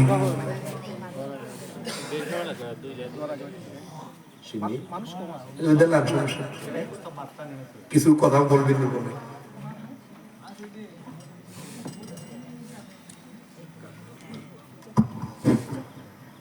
বিসমিল্লাহির রহমানির রহিম। সম্মানিত মুসল্লিয়ান বৃন্দ, আসসালামু আলাইকুম। আসলে শীতের রাত্রে আপনারা যে কষ্ট করে আমরা এই ছোট আয়োজনে সময় দিচ্ছেন, এই কারণে আমরা আপনাদের কাছে বিশেষভাবে কৃতজ্ঞ। আমরা জানি বর্তমান শীত মৌসুম, বোরো ফসলের সময়। সকালবেলা আমরা সবাই ক্ষেত কামারে থাকি। এই ঠান্ডার মধ্যে সারাদিন কাজ করেও আপনারা যে আমরা এই ছোট্ট আয়োজনে আইয়া আমরা সময় দিচ্ছেন, বিশেষ করে আমরা ফ্যামিলির থেকে, আমরা পরিবারের পক্ষ থেকে আপনার কাছে কৃতজ্ঞ। আর বিশেষ করে আপনারা জানেন, যারা যারা আমরা পাড়া প্রতিবেশী আছি, আমরা প্রতি বছরই আমরা দাদাদের লেগে একটা ছোটখাটো আয়োজন করি। হঠাৎ করে গতবার থেকে আমরা আব্বা সহ বাপ চাচা আমরা সবাই মিলে বলতেছেন যে আমরা যখন প্রতি বছরই পড়াই, আমরা যদি রাত্রেবেলা একজন উজুরাই না আলেমাই না আমরা একটা ছোটখাটো মাহফিল করি কয়না নেই। তা আমি বিশেষ করে ছোটবেলার থেকে এই সমস্ত জিনিস প্রতি আমি একটু ইন্টারেস্টেড, মানে বেশি একটু আগ্রহ থাকে আমার। তো ওইটার থেকে আয়োজন, তো আমরা আশা রাখবো আপনারা যদি প্রতি বছর আমাদের এইভাবে সময় দেন, সহযোগিতা করেন। সহযোগিতা বলতে আসে যদি ওয়াজটাও নেন, মাহফিলটা উপস্থিত হন, আমরা আশা করি প্রতি বছর এটা আমরা কন্টিনিউ করতে পারবো। এই বিষয়ে আপনার এত সহযোগিতা চাই আমরা। আপনারা প্রতি বছরে আমরা যদি এইভাবে সময় দেন, আমরা ইনশাল্লাহ প্রতি বছরই পালন করার চেষ্টা করবো। আমরা সময় দিব। আর বিশেষ করে এটা আমরা দাদাদের উদ্দেশ্য থাকলেও আমি বিশেষ করে গ্রামের যারা যারা আছেন ইচ্ছাকৃত ভাবে, গতবারও আমার ইসমাইল চাচা গতবারও তাবারকে ইচ্ছাকৃত ভাবে তিনি শরীর হয়েছিল, চাচা আরো গতবার খেয়ে শরীর হয়েছিল, এইবারও তারা ইচ্ছা করে যখন আমি ওয়াজের ডেট করছি, আমি মোটামুটি গ্রামের সবাই ছোট বড় সবাই ওয়াজের ডেট করবার আগে বলছি আমরা ওয়াজ করাইতে চাইছিলাম, গতবারের মতন আপনারা কিতা করি, মোটামুটি সবাই সহযোগিতা করছে, সাপোর্ট করছে। এই বছর বিশেষ করে ইসমাইল চাচা, শাহিদ চাচা আরো কয়েকজন আমরা তাবারুক তারা থাকার চেষ্টা করছেন, শরীর হয়েছে। আমরা আপনার লেগে আমরা সাহায্য মতো আমরা তাবারুকের ব্যবস্থা করছি। আর একটা আমরা আপনারা কষ্ট দিচ্ছি, শীতের দায়িত্ব হয়তো আরো ভালো পরিবেশে বসার সুযোগ করে দিলে আপনারও একটু কষ্ট কম হইতো। আমরা পারছি না, আপনারা ভালো বসার সুযোগ করে দিতাম, আপনারা আমরা ক্ষমা সুন্দর দৃষ্টিতে দেখবেন। আর কিছু কিছু রোগী আছেন, আমরা হুজুরের কাছে অনুরোধ থাকবো, যেমন গতবার আমরা তাইর ভাই মনীষী ভাই তাইর ভাই খুবই অসুস্থ আসলাম, আমরা গতবার হুজুরের কাছে দোয়া চাইছিলাম, আল্লাহর রহমতে তাই সুস্থ হয়ে আমরা মাঝে আজকে আসুন। আমরা গত বছর আজ করানোর পরে হুজুর আমরা অনেক মানুষ অসুস্থ আছে, বিশেষ করে এরা নাম আপনারা গাছের দোয়ার লেগে নাম পাঠাইছে, যেমন আমরা এই বাড়ি শাহিদ চাচার মা, আমরা ফুটবলের রসুন চাচা, আমরা সময় বলছি বিদেশ থেকে হঠাৎ করে এসে উনি প্যারালাইসিস অবস্থায় ঘরের মধ্যে আছেন। আমরা এবারে মানুষ সে সুন্নিয়তের লিগে জীবন দেয়, বিভিন্ন অনুষ্ঠানে এসে পুস্টার মাহফিল বিভিন্ন অনুদান দেয়, তার মা অসুস্থ। তারপর হচ্ছে আমরা ফুটবলের শম্ভু দাদা, ওই যে শমসুভাই ভাই, তাই নয় কঠিন রোগে আক্রান্ত। আমরা আমার এক বয়সী ফজল আলী, তার মা তাই নয় বিশেষ করে অসুস্থ। বিলাল চাচার মা বয়স্ক মানুষ, খুবই অসুস্থ, চলাফেরা করতে কষ্ট। আমরা ফোরবাই রফিক স্যারের বাবা আমিনুল হোসেন স্যার, উনিও অসুস্থ। মসজিদ দাদা হোসেন দাদা, মসজিদ দাদার বউ, এরা দুইজনই অসুস্থ। হুজুর বিশেষ করে তারা লেগে দোয়া চাই আমরা মনে হইতে পারে আপনার দোয়ার খাতিরে তারা এই কঠিন রোগ থেকে আরোগ্য পাইতে পারে। আমরা শুনছি আপনারা মুক্তি হুজুর, যেখানে একটা জামায়াত হয়, এখানে একজন আল্লাহ ওলিও থাকতে পারে। আর গতবার ওয়াজের পর থেকে হুজুর আমরা কয়েকজন মানুষ হারাইছি, যেমন ইসমাইল চাচার মা সদ্য মারা গেছেন টাইম, আমরা ফুটবলের ফসিন্দারের রুবেল চাচার মা, আমরা মহিলা মেম্বার সাবেক ইওয়ার্ডের মহিলা মেম্বার কিছুদিন আগে মারা গেছেন। আব্দুল্লাহর মা আমার চাষিওয়ান তাইনি, গত বাজে উনি শুরু থেকে লাইভ পর্যন্ত আপনার ওয়াজ শুনছেন, হঠাৎ করে গত কুরবানিদের দিন রমজানের দিন মারা গেছেন। সেলিম চাচা, আমরা বড় ভাই সেলিম চাচা, তাই হঠাৎ করে যুবক মানুষ স্ট্রোক করে মারা গেছেন। মতিন দাদা একজন আমরা যুবক মানুষ, মতিন দাদা ডংডাং করতাম আমরা, তাই হঠাৎ করে স্ট্রোক করে মারা গেল। আই বলি চাচা, উনি গতবার ওয়াজের মধ্যে শুরু থেকে শেষ পর্যন্ত উপস্থিত ছিলেন। আমরা হাজি দাদা, আমার দাদির আপন ভাই, আমার যে দাদি হাজি মাহমুদা খাতুনের আপন ভাই নুরাজি সাহেব, উনিও মারা গেছেন। হুজুরের কাছে বিশেষ করে ওনার জন্য দোয়া চাই। এছাড়া সহ যারা আমরা গ্রামের আশেপাশে আছেন, যত দূর মাইকের আওয়াজ যায় হুজুর, আপনার উসিল্লায়, আমাদের এই জামায়াতের উসিল্লায় আল্লাহ যেন সবাই মাফ করে দেন। আমরা এই আশা আপনার কাছে, আপনার কাছে আমরা সবার জন্য দোয়া করবেন। আর আপনাদের সময় আমি একটু বিরক্ত আর হইতাম চাই না। আমরা পক্ষ থেকে তাবারুকের ব্যবস্থা করছি, আমরা যতটুকু পারছি আপনারা তাবারুক বিতরণ করার চেষ্টা করবো। সবার জন্য পর্যাপ্ত পরিমাণে তাবারুকের ব্যবস্থা আছে। আপনারা একটু আমরা যাতে আপনারা ঠিক মতো পৌঁছাইতে পারি, আমরা এই সুযোগটা করে দেবেন। আপনারা একটু আমাদের সহযোগিতা করবেন, তা আমরা আপনারা ঠিকভাবে তাবারুকটা পৌঁছাইতে পারবো। ধন্যবাদ, আসসালামু আলাইকুম।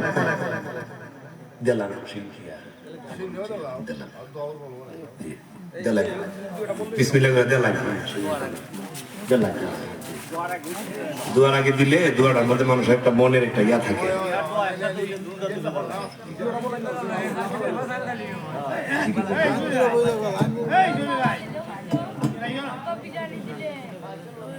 এই এখন তাবারক দেওয়া হবে। তো এই ফাঁকে আমরা একটা হাদিসও শুনি, একটু ধৈর্য সহকারে, নাকি কয়েক মিনিটের ভিতরে। আমার হঠাৎ করে মনে পড়লো, আমার এলাকার মানুষ, আসলে হাদিসটা বলা দরকার। আল্লাহ নবীর দরবারে সাহাবীরা আরজ করছেন, ইয়া রাসূলুল্লাহ, আল্লাহ নবী সাহাবীদেরকেও বলতেছেন, আতাদরুনা মানিল মুফলিস, মুফলিসকে মানে গরিবকে না। সাহাবীরা কয়, ইয়া রাসূলুল্লাহ, মাল্লা দিরহাম, যার কোনো টাকা নাই পয়সা নাই হইল গরিব। রাসূলুল্লাহ কন, না, লা, এটা হতে পারে না। যার টাকা পয়সা নাই এরা হলো গরিব। সাহাবীদের কথা হলো এটা, আমরা তো এটা করি, যার টাকা পয়সা নাই এরা হলো গরিব। সাথে সাথে আল্লাহ নবী বলেন, শোনো, কিয়ামতের ময়দান যেদিন কায়েম হয়ে যাবে, নামাজ থাকবে আমলের অ্যাকাউন্টে, নামাজ থাকবে, রোজা থাকবে, ইবাদত বন্দেগী, জিকির, আজকার, তাসবিহ, তাহলিল, ইবাদত বন্দেগী কিচ্ছু বাদ নাই, খালি আমল আর আমল। সবগুলো নিয়ে কবরে যাবে, হাসরের ময়দানে উঠবে। উঠার পরে কিছু লোক আইয়ে দেব, ওই ব্যক্তিরা তো জান্নাতে দিছেন। আপনারা আমার হাদিসের দিকে লক্ষ্য করুন, তারপরে ওই তাবারক যাবে, তাবারক সকলের সামনে যাবে। রাসূলুল্লাহ বলেন, শুনো আমার সাহাবীরা, কিয়ামতের ময়দান কায়েম হয়ে গেলে এমন কিছু লোক হবে যাদের নামাজ বেশি থাকবে, রোজাও থাকবে, ইবাদত বন্দেগী অনেক থাকবে। এবার কিছু লোক যায় বলবে, ও আল্লাহ, তারে জান্নাতে দিতেছেন, আজকে আমি জাহান্নামে, কিন্তু আমারে সে মারছিল। এটার জবাব আমি দুনিয়ার জমিনে পাই নাই। আমার টাকা আনছিল, আমার টাকা সে দেয় নাই। এখন কেউ কি মরলে পরে টাকা নিয়ে কবরে যায়? কথা বলেন, যায়? হাসরের ময়দানে টাকা নিয়ে যাবে? কোনো ব্যাংক ব্যালেন্স থাকবে? থাকবে না। আরেকজন লোক এসে কয়, ও আল্লাহ, আমার জমির আইল খাইটা শেষ, এক হাত দুই হাত নিয়ে গেছে, আমার জমি নিয়ে গেছে, আমার জমি দখল করছে, এখন আমি এটার বিচার চাই। আল্লাহ তো আলাইসাল্লাহু বিআহকামিল হাকিমিন, সমস্ত বিচারকের বিচারক। ওয়ায়াবকা ওয়াজহু রাব্বিকা যুল জালালি ওয়াল ইকরাম। আল্লাহ সেদিন বিচারের কাঠগড়ায় তাদেরকে দাঁড় করায়া আল্লাহ সেদিন সঠিক বিচারটাই করবেন। বলবেন, তাহলে ঠিক আছে, তার পাওনা তারা দিয়ে দাও। এখন তো টাকা থাকবে না, পয়সা থাকবে না, ব্যাংক ব্যালেন্স থাকবে না, কোন জায়গা সম্পত্তি নিয়েও যাবে না। তখন সময় ওই ব্যক্তির আমল, রোজা, হজ, যাকাত, বন্দেগী, জিকির, আজকার, তাসবিহ, তাহলিল এগুলি দিতে থাকবে। দিতে দিতে সব কিছু শেষ। এখন আরো কিছু লোক এসে হাজির, আমার তো কিছু সম্পদ সে বুক করছিল, আমার কিছু দেন। তখন সময় যখন দিতে পারবে না, তখন ওই ব্যক্তির যে সে গেছে, ওই ব্যক্তি বলবে, তাহলে ঠিক আছে, আমারে আল্লাহ তখন সঠিক বিচার করবেন। তোমার যেটা আছে, তোমার যে আযাব আছে, গজব আছে, অর্থাৎ তোমার এই জাহান্নামের ভয়াবহতা, তোমার এই ফাঁপটা তার গায়ে দাও, দিয়া তুমি আজকে জান্নাতি হয়ে যাও। আর ওই ব্যক্তি শত শত আমল নিয়ে কবরে যাওয়ার পরেও জাহান্নামী হয়ে চিরস্থায়ী অবস্থায় জাহান্নামে থাকবে। অতএব আমরা দুনিয়ার জিন্দিগানিতে একটু হিসাব মিলানো দরকার। দুনিয়ার লোভে পড়ে খেতের আইন বর্তমান সমাজে খাটেনি, এরকম লোক আসেনি আমরা দেশ। এই আরেকজনের জমি দখল করিয়া এরকম লোক আসেনি। আর খেতে আইলের উপরে গাছ থাকলে গাছ দুটি হয়, তার কয় না গাছ আমার, খাল আমার, খেত আমার, এই ধরনের লোক আসেনি সমাজে। এটা কিন্তু কিয়ামত কিন্তু আসতেছে। দুনিয়া এমন এক জিনিস, এটা আখিরাতের হাট বাজার, অবশ্যই এর জবাব দিতে হবে। এখনই মুনাজাত হবে। আসসালামু আলাইকুম। আসলে বেয়াদবি নেবেন না, আমরার ফুফা, আপনারা জানেন আমরার একজন ফুফা আছেন, তাইনের স্বামী খুব অসুস্থ, উনি ব্রেন স্ট্রোক করছিল প্রায় 5-7 বছর আগে। তাইনের জন্য বিশেষ করে আমি তো আছিলাম কি সিন্নি দেওয়া শেষ, সবাই পাইছেন? সিন্নি পাইছেন সবাই? সিন্নি পাইছেন সবাই? আমার দিকে খেয়াল দেন, খেয়াল দেন। সবাই সিন্নি পাইছেন? সবাই পাইছেন তো? আলহামদুলিল্লাহ। বাকি আছেন নি কেউ? এই অপারেটর তোমরা পাইছো না? অপারেটর তোমরা পাইছো নি? দেও যারা যারা রয়েছে দিলাম। আর বাকি আছে নি কেউ? আর আসেননি কেউ? আরে থাক দূরে সিন্নি পাইছে সিন্নি লোক। আর আসেননি কেউ? দোয়া হইতো নি ইনশাল্লাহ।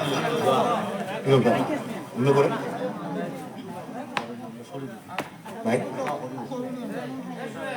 أستغفر الله ربي من كل ذنب وأتوب إليه لا حول ولا قوة إلا بالله العلي العظيم توبوا إلى الله توبة نصوحا أستغفر الله إن الله غفور رحيم دعاء شباب شريفة اللهم آمين ربنا ظلمنا أنفسنا وإن لم تغفر لنا وترحمنا لنكونن من الخاسرين ربنا فاغفر لنا ذنوبنا وكفر عنا سيئاتنا وتوفنا مع الأبرار الله রাত গভীর হয়ে গেছে গো মাওলা, এই গভীর রাত্রিতে তোমার কতগুলো আশেক মাহবুব মায়ের বান্দাদেরকে সঙ্গে নিয়ে আমি অদম গুনাহগার না লায়েক না খানদান যা কিছু আলোচনা করলাম ভুল বেয়াদবি যা হয়ে গেল মেহেরবানি করে আপনি নিজ গুণে মাফ করে দিন আল্লাহ। আমি জানি না এই মজলিসের মধ্যে গো কেনা জানি বাবা হারা সন্তান, কেনা জানি রে জনম দুঃখিনী আম্মা হারা সন্তান। আল্লাহ গো আব্বা নাই যার সে বুঝে আব্বা হারার ব্যথা কেমন, আমারও আব্বা নাই। 2015 সনের 6 নভেম্বর আমি আমার আব্বারে হারাইছি। আল্লাহ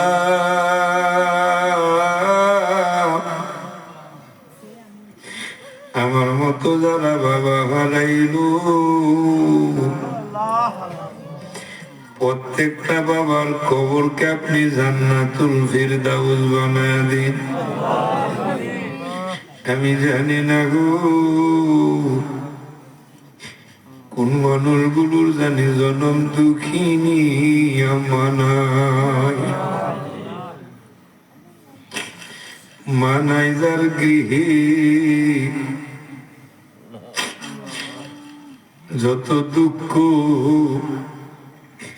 দেখিলে মায়ের মুখ গুছে যায় সকল দুঃখ।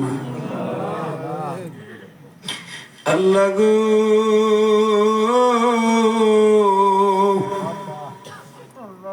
যতগুলো মানুষের আম্মা নাই প্রত্যেকটা মায়ের কবরকে আপনি জান্নাতুল ফিরদাউস বানায় দেন।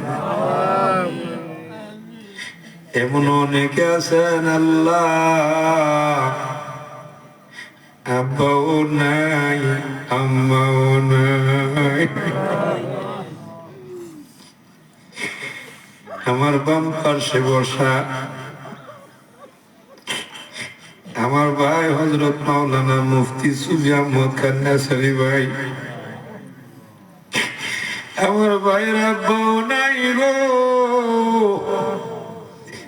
আমার ভাইয়ের আম্মাও নাই। আল্লাহ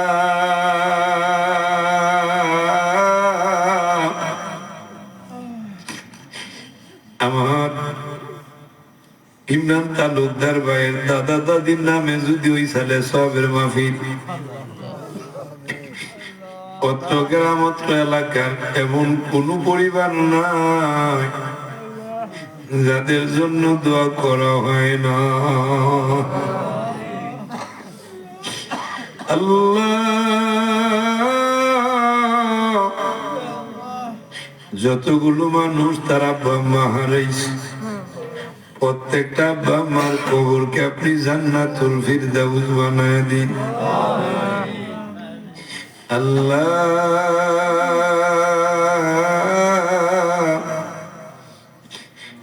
আমার আম্মু শারীরিক ভাবে অসুস্থ, আমার নানি জ্ঞান শূন্য অবস্থায় বিছানায় পড়া, আয়াত যদি থাকে না রে আল্লাহ,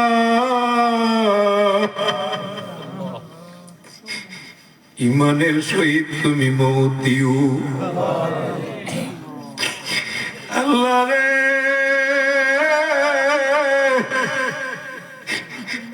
মাঝে কি দো আল্লাহ, অসুস্থ মানুষ, ডাক্তার বলছিল ডাইন পায়ের বৃদ্ধাঙ্গুল কাটা লাগবে। করোনাকালীন সময় মার কাছে সংবাদ দিছি, ফোন করছি, মানুষ ঘর থেকে বের হইতে পারে না। বৃদ্ধা আমার মা, আমার ছোট ভাইকে নিয়ে এত কষ্ট করে আমার বাসায় হাজির হয়ে গেছে। রাত্রিবেলাতে গভীর রজনীতে আম্মু তাহাজ্জুদের নামাজ পড়ে আল্লাহ দরবারে কান্দের, আল্লাহ আমি তো দুনিয়ার যত সাদা হালাদা ছিল সব পাইছি, অসুখ যদি দেওয়া লাগে আল্লাহ আমারে দিও, আমার সন্তানরে তুমি ভালো কইরা দাও। এরই নাম বুঝি মা, মা, মা, মা।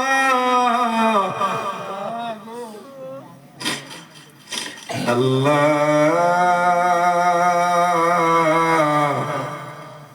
মায়ের দুয়ার বৌদুলতে পা কাটা লাগে নাই।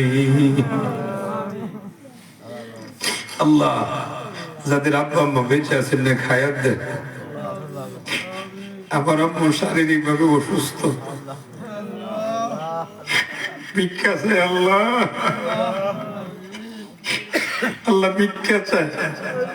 শারীরিক মানসিক সব রোগ থেকে আপনি হেফাজত করেন, শারীরিক মানসিক সব রোগ থেকে আল্লাহ হেফাজত করেন আল্লাহ।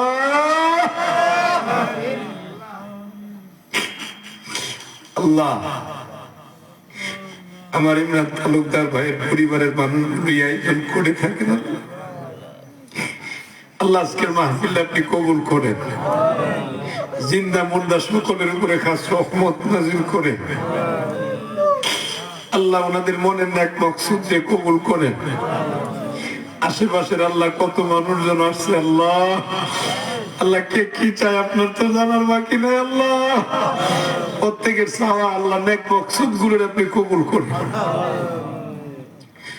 আল্লাহ। মক্কা মদিনার নাম শুনি রে মাওলা, কত মানুষ মক্কা মদিনা গেল, আমাদের যাওয়া হলো না। আমরা যারা যাইতে পারি নাই রে আল্লাহ, জীবনে একবার হলেও মক্কা মদিনা জিয়ারত করেন। মক্কা মদিনা না দেখায় কবরে ডাক দিয়েন না। আসমানি বালাগুলো আসমানে উঠায় নেন, জমিনি বালাগুলো জমিনে দাফন করে দেন। আমার ভাই ইমরান তালুকদার ভাই যতগুলো নাম উল্লেখ করছে আল্লাহ, বহু মানুষ অসুস্থ, তাদেরকে কুল্লে শিফা দান করে দিন। কত মানুষ বিছানার থেকে উঠতে পারে না রে মাওলা, আল্লাহ আপনি আপনার গায়েবী খাজানা থেকে কুল্লে শিফা দান করে দিন আল্লাহ। যতগুলো মানুষ কবরবাসী হয়ে গেছে রে মাওলা, এ মাহফিলের উসিলায় তাদের কবরগুলোরে তুমি জান্নাতুল ফিরদাউস বানায় দাও। আল্লাহ, এই মজলিসের ভিতর থেকে যার হাতখানা পছন্দ হয় তার হাতকে জড়িয়ে করে আজকের মোনাজাত কবুল করুন। আল্লাহ, কত মানুষ বিদেশ বাড়িতে আছে, বৈদেশিক জীবনে কল্যাণ দান করেন। কত মানুষ চাকরিতে আছে, চাকরির মধ্যে সম্মান বাড়ায় দেন। কত মানুষ ব্যবসা বাণিজ্যের মধ্যে আছে, ব্যবসার মধ্যে খায়ের বরকত রহমত নাজিল করেন। কত মানুষ আল্লাহ কৃষি কাজের মধ্যে আছেন, তাদের কৃষি কাজের মধ্যে খায়ের বরকত রহমত দান করুন। আল্লাহ গো, বিদায় বেলাতে আপনার কাছে দরখাস্ত, আল্লাহ তারা কি চায় আপনার তো জানার বাকি নাই। যে যা চায় বৈধ পন্থায় আল্লাহ হালাল জিনিস তাদেরকে আপনি দিয়ে দেন। আল্লাহ মনের নেক মকসুদ রে কবুল করেন। আল্লাহ, আল্লাহ গো, তোমার কাছে একটা দরখাস্ত, ঘুমের ঘুরের স্বপ্ন যুগে আপনার বন্ধুরে দেখা কলিজা ঠান্ডা করে দিয়ে। আল্লাহুম্মা বারিক লানা ফি রজব ওয়া শাবান ওয়া বাল্লিগনা রমাদান। আল্লাহ রে, ও মালিক, তাকায়া দেখো রে, তুমি তোমার রহমতের নজর দিয়া দেখো। আল্লাহ, আপনার মায়ের বান্দারা বিনয় বিনয় কান্দাছে, কারো চোখ দিয়া পানি না আসলেও কান্নার ভাব ধরছে। আল্লাহ, একটা মানুষে আপনি খালি দিয়েন না। রব্বানা তাকাব্বাল মিন্না ইন্নাকা আনতাস সামিউল আলিম ওয়া তুব আলাইনা ইন্নাকা আনতাত তাওয়াবুর রহিম। যেদিন মালাকুল মউত পাঠায়া দিবেন গো আল্লাহ, কঠিন মুহূর্তে ইবলিস শয়তান পিছনে দাঁড়ায়া থাকবে ঈমান লুটার জন্য। আপনার বন্ধু নবীর নূরানি চেহারায় আনোয়ার আমাদের প্রত্যেকের চোখের সামনে তুলে ধরে জবানে জারি করে দিয়েন মধুর কালিমা লা ইলাহা ইল্লাল্লাহু মুহাম্মাদুর রাসূল। আসসালামু আলাইকুম ওয়া রাহমাতুল্লাহি ওয়া বারাকাতুহু।